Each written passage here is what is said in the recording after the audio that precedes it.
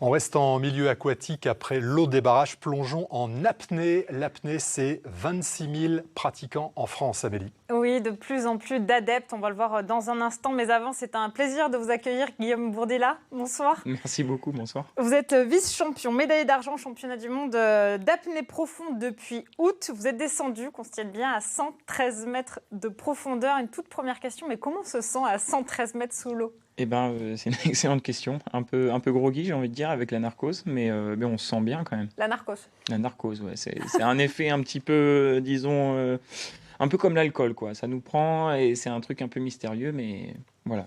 On se sent bien. On se sent bien. Et depuis 2021, l'apnée est reconnue comme un sport de haut niveau, une réelle reconnaissance pour cette discipline qui séduit, comme l'ont constaté Emmanuel Watt et Lily Allais.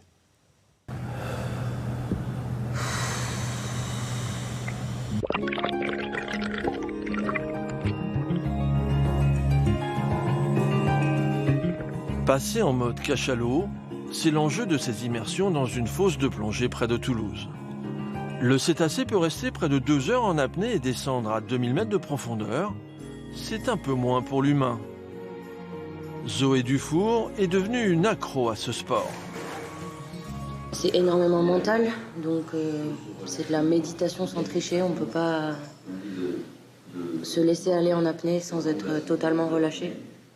Et donc, il y a beaucoup d'exercices autour de la respiration avant d'apprendre à s'arrêter de respirer. Et ouais, c'est complètement addictif. La discipline est en plein essor. En France, la Fédération de sport sous-marin compte 26 000 pratiquants. L'apnée se pratique aussi en piscine, de manière statique ou beaucoup plus dynamique. Le club Toulouse Métropole Palme compte plusieurs champions. Guillaume Bourdila détient 3 records du monde, dont celui de la distance sans palme avec une longueur parcourue de 236 mètres. Ne pas respirer peut devenir comme une seconde nature. La plupart des gens me disent qu'ils peuvent tenir au maximum 30 secondes ou 10 secondes au maximum sous l'eau.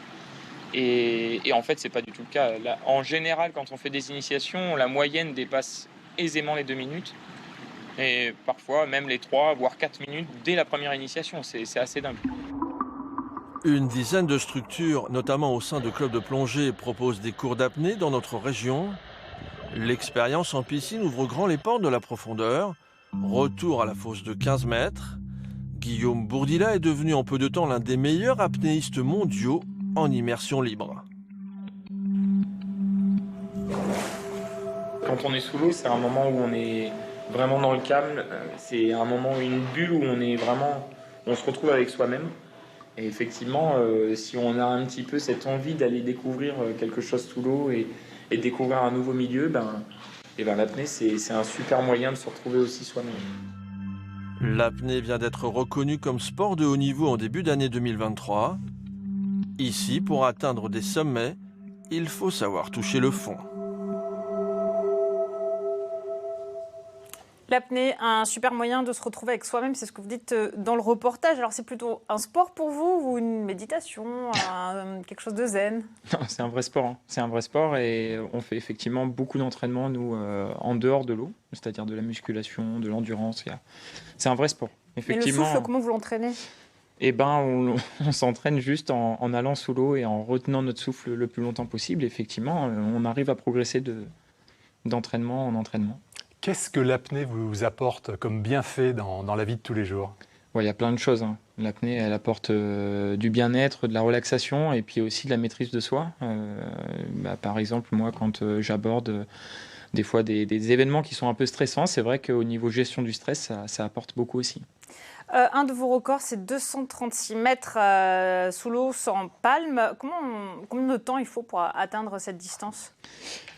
Il faut pas mal de temps. Beaucoup de perfectionnement technique aussi. Et si on parle de temps, moi, ça m'a pris 6 ans pour arriver à ce niveau-là et arriver à nager pendant 5 minutes réellement sous l'eau, quoi. On commence un petit peu, puis encore un petit peu. C'est comme ça ? C'est exactement. Petit à petit, effectivement. Au début, on progressait extrêmement vite, mais c'est comme dans toutes les disciplines. Parce qu'on se découvre en fait des nouvelles capacités, etc. Et puis ça va vite. Et puis on arrive à un certain plateau. Et puis là, il va falloir travailler sur d'autres choses, le mental, le physique. Alors vous dites qu'un débutant peut tenir 30 secondes, 1 minute, voire plus sous l'eau. C'est possible sans entraînement ? Est-ce que nous sommes tous des hommes ou des femmes poissons ? Ouais, totalement. On a en fait un réflexe primaire et qui nous permet effectivement de pouvoir aller sous l'eau. Et ça, on l'a tous ancré en nous. Et la bradycardie, la vasoconstriction des membres périphériques, c'est des choses qu'on a tous dès qu'on met la tête sous l'eau. Alors par contre, il y a aussi des dangers.